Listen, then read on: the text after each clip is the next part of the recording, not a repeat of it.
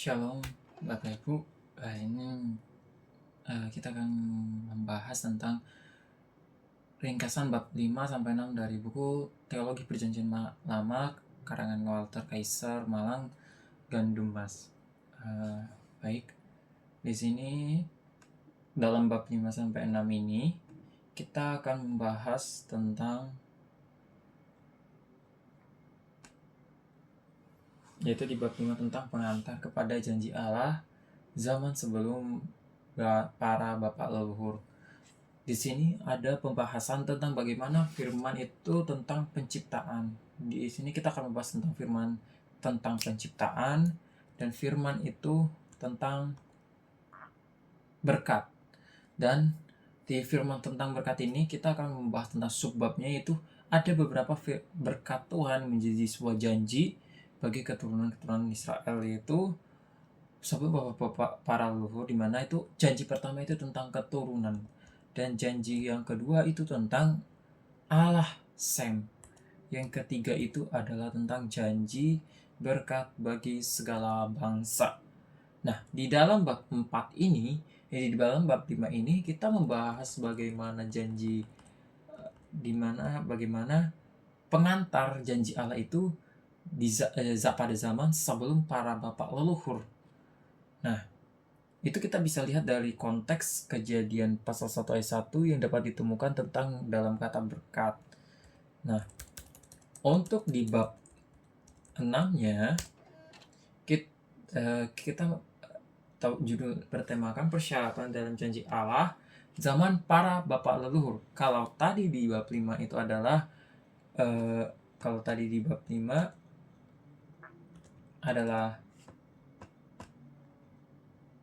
tadi pengantar kepada janji Allah di mana zaman sebelum para bapak leluhur, maka kita di bab 6 ini membahas tentang persyaratan dalam janji Allah di zaman para bapak leluhur. Oke. Nah, di bab 6 ini ada pembahasan yang menarik, yaitu tentang firman menyangkut pernyataan. Nah, apa itu firman menyangkut pernyataan? Nanti kita akan bahas. Baru firman tentang janji. Nah, kalau tadi di bab 5 kita melihat ada janji-janji yang dinyatakan. Janji pertama tentang berkat, janji kedua tentang keturunan, janji ketiga tentang janji kedua tentang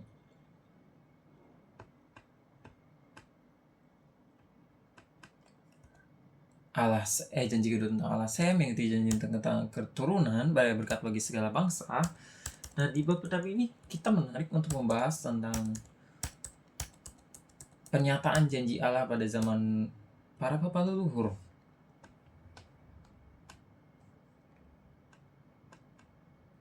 Oke. Nah, di mana pada pembahasan tentang firman menyangkut firman tentang janji ini ada sebab yang perlu kita ketahui, yaitu tentang seorang ahli waris dan sebuah warisan dan suatu warisan.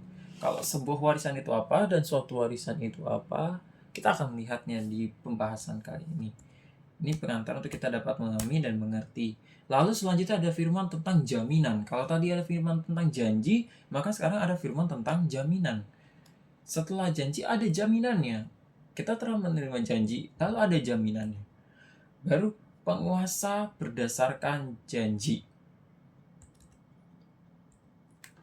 Penguasa berdasarkan janji.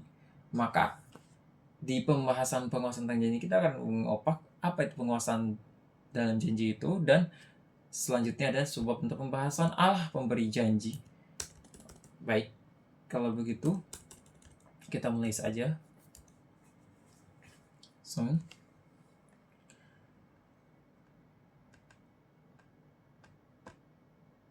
Oke. Nah,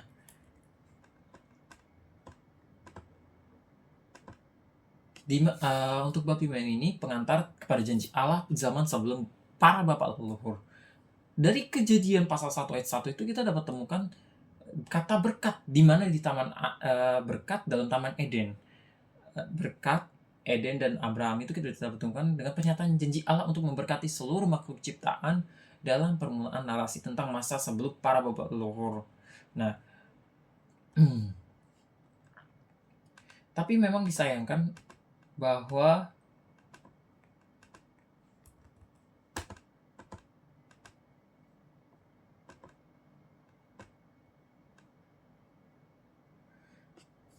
karena kelompok materi Alkitab ini itu jarang dibicarakan dalam kontribusi beberapa para teolog, dan sering para teolog itu membatasi perhatian mereka terhadap hal ini, dimana sebagaimana Klaus Wastem ini untuk meneliti kejahatan manusia dalam dosa dan dosa di sini lebih membahas tentang bagaimana tentang penciptaan dan meneliti bagaimana kejatuhan manusia dalam dosa serta dosa pribadi manusia itu tersendiri di hadapan Allah. Next. Nah,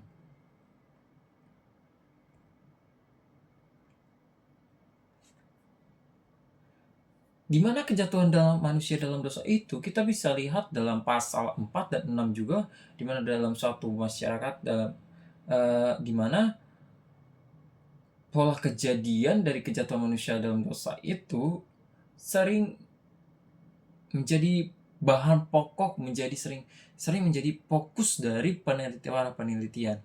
Nah, di sini kita akan melihat bagaimana rangkapan kita tentang kegagalan manusia dan firman Allah, khususnya tentang anugerah dan berkat yang dapat disajikan dan dapat kita lihat, yaitu di mana kegagalan manusia dan kejatuhan manusia dalam dosa itu di pasal ketiga di kitab Kejadian itu, dan di kegagalan manusia saat kedatangannya air bah di pasal 6 dalam kitab Kejadian, dan peserakan di kitab Kejadian pasal yang ke-11 itu ada makna janji atau berkat Allah yang dapat kita lihat, yaitu yang pertama, janji tentang keturunan. Dalam pasal Kejadian pasal 3 ayat 15 itu bagaimana Tuhan menyatakan bahwasannya beranak cuculah dan bertambah banyaklah serta menguasailah bumi. Walaupun manusia jatuh ke dalam dosa di pasal yang ketiga, tapi di pasal ketiga tersebut juga Tuhan menjelaskan bahwa manusia tidak baik untuk hidup sendiri, maka Tuhan menyediakan pendamping hidup. Lalu Tuhan memberikan perintah untuk manusia dapat berkembang biak dan bertambah banyak menguasai bumi. Manusia diberikan hak, manusia diberikan hak paten untuk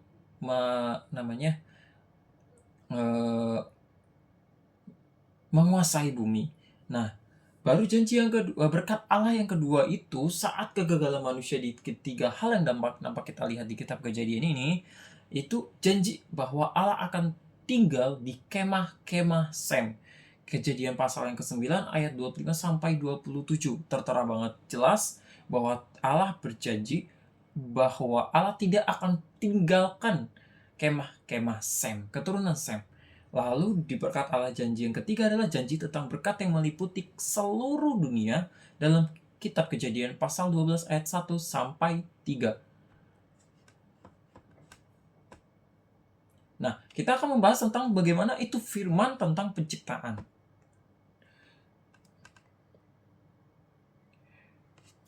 Nah, firman dalam Mazmur pasal yang ke-33 ayat 6 sampai 9 itu bunyi firman Tuhan begini. Oleh firman Tuhan, langit telah dijadikan. Oleh nafas dari mulutnya segala tentaranya. Sebab dia firman, maka semuanya jadi. Dia memberi perintah, maka semuanya ada. Nah, dari konteks ayat firman Tuhan Mazmur 33 ayat 6 ini menyatakan bahwa setiap kali kita sebab tambah ada juga menyatakan bahwasannya Tuhan berfirman, maka apa yang diucapkan Tuhan itu dapat terjadi.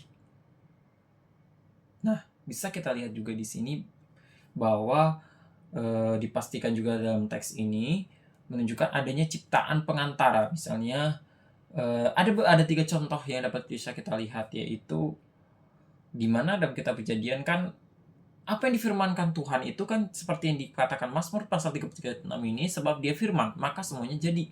Dia memberi perintah, maka semuanya ada. Nah, itu ada 3 contoh yang nyata yang dapat kita lihat dalam firman Tuhan itu di kitab Kejadian pasal 1 ayat 11 itu di mana ada Tuhan mengatakan, hendaklah tanah menumbuhkan tunas-tunas muda, dan hendaklah dalam air berkeriapan makhluk yang hidup, di ayat ke-27 juga, dan hendaklah bumi mengeluarkan segala jenis makhluk yang hidup, di ayat 24, serta ayat berikut dari contoh itu tersebut dalam ayat 21 dan 25 ini memberikan hal yang sama, di mana Tuhan melaksanakan pekerjaan tersebut secara langsung untuk Allah. Nah, Kejadian pasal 1 ayat 11 ini merupakan pengecualian untuk menggambarkan pekerjaan Allah sebagai pencipta langsung, karena ayat 12 itu melanjutkan cara berfirman yang sama. Bagaimana juga itu keadaan suatu untuk menonjolkan si penerima, yaitu bumi dan air. Berbagai kebaikan yang akan datang dari Allah. Nah,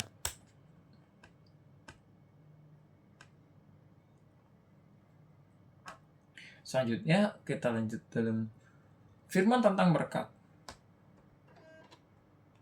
Firman tentang berkat kita ambil ayat contoh dari Kejadian pasal 1 ayat 22. Bunyinya, Allah memberkati semuanya itu, firman-Nya, berkembang biaklah dan bertambah banyaklah, serta penuhilah air dalam laut, dan hendaklah burung-burung di bumi bertambah banyak.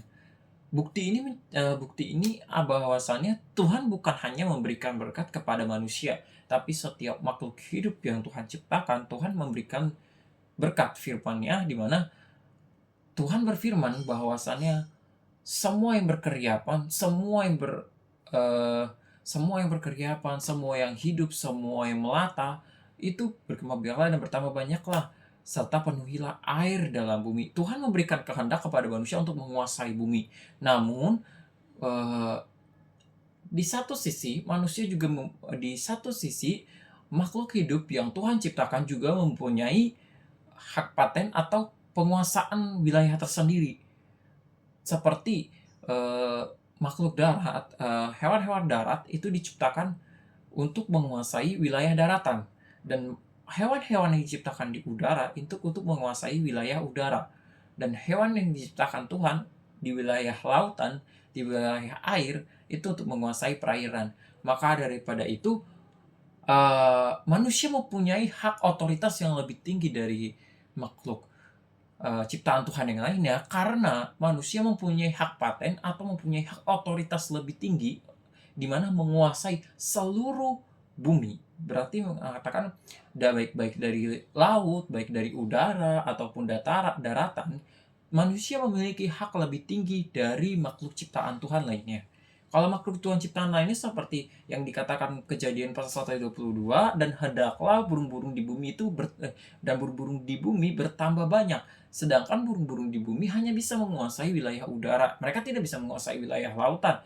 Mereka tidak bisa menguasai wilayah daratan. Kenapa? Karena mereka memiliki hak otoritas tersendiri di wilayah-wilayah mereka tersendiri. Sedangkan manusia mempunyai hak istimewa dari Allah, di mana bisa menguasai 3 posisi yang tidak dikuasai oleh makhluk hidup lain yang setara diciptakan oleh Tuhan sendiri. Nah, itulah merupakan bagaimana firman itu tentang berkat bagi setiap makhluk hidup dan terlebih juga manusia di pasal Kejadian tadi. Oke. Dan ada janji Tuhan yang pertama itu tentang keturunan. Bagaimana tadi juga Tuhan berkata dalam dalam Kejadian pasal 1 ayat 29 tadi itu, bagaimana hendaklah ikan-ikan di laut memenuhi lautan, dan bagaimana juga daratan-daratan dipenuhi binatang-binatang melata, binatang-binatang yang berkeriapan, dan burung-burung di udara memenuhi langit-langit. Nah, janji keturunan ini juga diberikan kepada kita manusia yang mempunyai hak istimewa, apalagi kita adalah orang yang sangat dikasihi Tuhan. Nah, dan ada janji kedua Allah, yaitu tentang Allah Sem, di mana tadi Tuhan berfirman di awal bahwasannya tentang janji Allah tersebut, Tuhan tidak meninggalkan, di mana tadi kita baca bahwasannya berkat Allah dari kegagalan manusia, yaitu adalah janji Allah tidak akan janji Allah akan tinggal tetap di kemah-kemah Sem, keturunan Sem. Nah, di mana pada masa itu menurut saya di masa pada saat itu adalah di mana ada Kain, Habel. Setelah Kain membunuh Habel, maka lahir anak Adam yang selanjutnya itu Sem. Nah, Sem inilah di mana kemah keturunan Sem tidak akan ditinggalkan Tuhan. Baru yang ketiga, janji tentang berkat bagi segala bangsa. Maka segala bangsa memperoleh berjanji berkat dari Allah. Nah, yang keenam yang terakhir, bab yang keenam ini kita membahas tentang persyaratan dalam janji Allah, di mana firman menyangkut pernyataan. Firman menyangkut pernyataan itu, nah harafiah.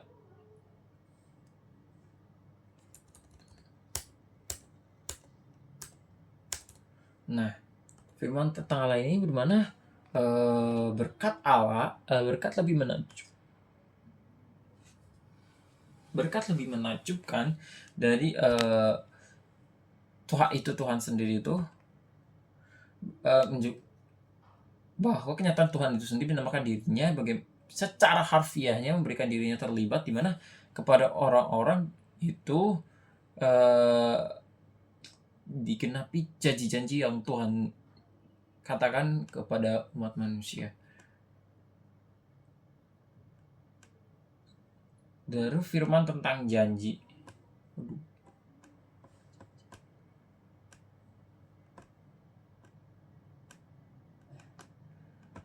Firman tentang janji, seperti kita lihat tadi janji-janji tentang Tuhan,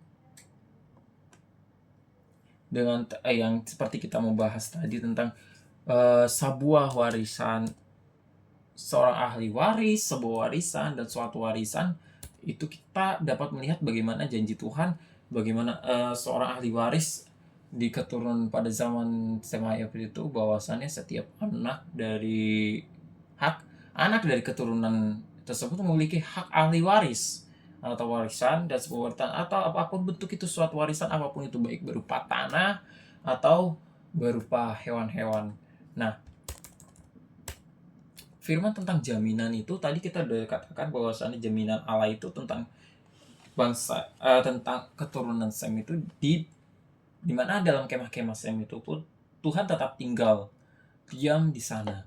Nah, itu jaminan bagaimana keturunan dari Adam dan Hawa sampai sekarang ini Tuhan tetap memberikan jaminannya dan janjinya juga, serta di mana berdasarkan janjinya, penguasaan Tuhan memberikan janji yang tepat.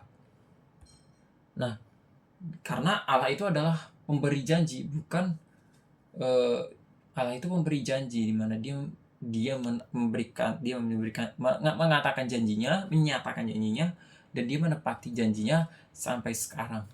Nah, relevansi di zaman sekarang ini, Bapak Ibu, menurut saya, kalau di zaman sekarang ini kita melihat bahwa penyertaan Tuhan, bahwa kasih Tuhan, kebesaran Tuhan bagi kita, anak-anaknya itu yang termasuk dari keturunan Adam dan Hawa, kita mendapat janji berkat, janji perlindungan, janji tadi juga sebuah warisan, janji ahli waris, itu kita terima. Dan bahkan di dalam kehidupan kita ini juga kita bisa melihat juga bahwa apa yang Tuhan pernah katakan sebelum ini, janjinya itu Tuhan tepati di sekarang. Jadi relevansi ke sekarang itu lebih kita melihat bahwa dalam kitab Kejadian apa yang disampaikan tentang apa yang disampaikan oleh para leluhur, janji-janji Allah sebelum para leluhur, dan sampai penyataannya di pagi para bapak leluhur itu, bahwa janji Allah tidak pernah diingkari. Allah tetap menyertai kita sampai saat ini, bahkan sampai keturunannya selesai sebenarnya. Begitu. Terima kasih.